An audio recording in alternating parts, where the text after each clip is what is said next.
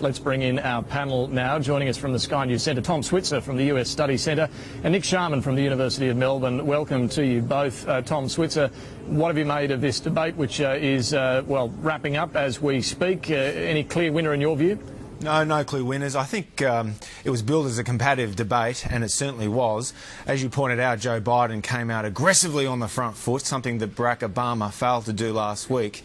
And I think that Paul Ryan was probably a bit too polite at times, and he wasn't as assertive as he probably should have been. I think the danger for Biden, just for what it's worth, is that he appeared to be a bit rude, sneering, interrupting. It reminded me a lot of Al Gore in 2000, that many pundits say cost him the election. This is when Al Gore was sighing and treating George W. Bush with contempt. Those little things can really hurt, particularly among independents. But all things considered, I thought it was pretty even. It's probably enough to stall the momentum that's been behind the Romney-Ryan ticket since the last presidential debate. Yes, you talk about the sneering. We should point out that Joe Biden was smiling mockingly, really, towards Paul Ryan through much of the debate. Nick Sharman, your thoughts then, looking back over this debate. Any clear winner in your view? No, I don't think so in that regard. I tend to agree with Tom. I mean, I must say I found it quite distracting, a lot of the coverage when Joe Biden was laughing and sneering whenever Mr. Ryan was talking. My view was that I thought at the start it was more of a formal debate where Mr. Ryan was getting stuck into Mr. Biden about the foreign policy, particularly the lack of security in Iran, and I thought he struggled to, in Libya. I thought he struggled to answer that, and also, you know, the sanctions and the difficulties, whether or not Iran will actually be able to build up a nuclear bomb. And I thought Mr. Biden actually took a while to really hit his straps and really get stuck into Mr. Ryan. But once he did, I agree with Tom, he actually looked quite uncomfortable, and he was trying to have a more formal debate, and Mr. Biden was not having any of it. He was being quite attacking. He was not letting Mr. Ryan finish, and I thought that sort of gave a sense that he was not prepared to accept what Mr. Ryan was saying, and particularly the point about the 47% comment which Mr. Romney made. I thought he made that very forcefully, and also the point about Mr. Romney not paying the share of income tax, which really he should be. I thought that was quite a strong speech by Mr. Biden in that regard.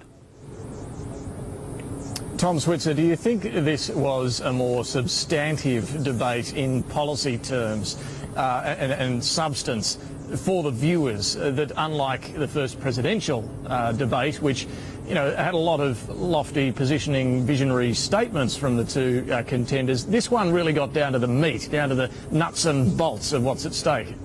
It's often the case in vice presidential debates, but I do disagree with you slightly, David, about the first presidential debate. I thought that Romney was pretty sound in style as well as in substance, and that it was the president who just wasn't on top of his game when it came to policy detail.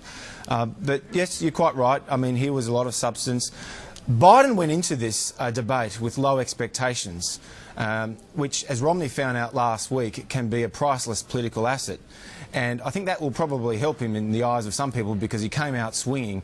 I just get back to this fundamental point of being rude, particularly during the first half of the debate. However substantial he was, particularly on foreign policy, and remember, Biden has more experience on foreign policy. He's been a long-time chairman of the Senate Foreign Relations Committee. He's been in the Senate now for 40 years, whereas Biden, although he's been a 14-year veteran in the House of Representatives, believe it or not, has only given one major foreign policy speech during his House career. So foreign policy, it certainly showed that Biden was better on that issue. But on the more important economic policy detail, I thought it was pretty even, maybe marginally to Ryan. But look, all things considered, Biden did enough to halt the momentum for Romney, I thought.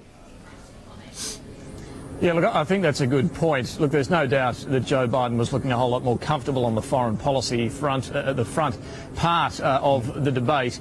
But, you know, whether there was too much of that grinning, it was a very different tone to what we saw between Joe Biden and Sarah Palin 4 years ago. Clearly, now Vice President Joe Biden was more than happy to take on in an aggressive style Paul Ryan.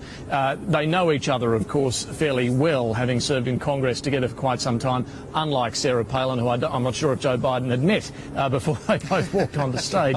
But let me just show you a couple of the clashes over domestic matters that do go to just how aggressive things got. First of all, on the issue of Medicare, which is a big domestic issue in this campaign. Take a look.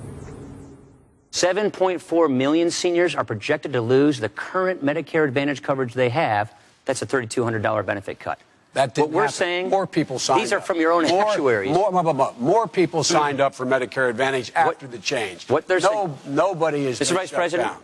I know, no, this Mr. Vice President, I know you're under a lot of duress to make up for lost ground, but I think people will be better served if we don't keep interrupting each other.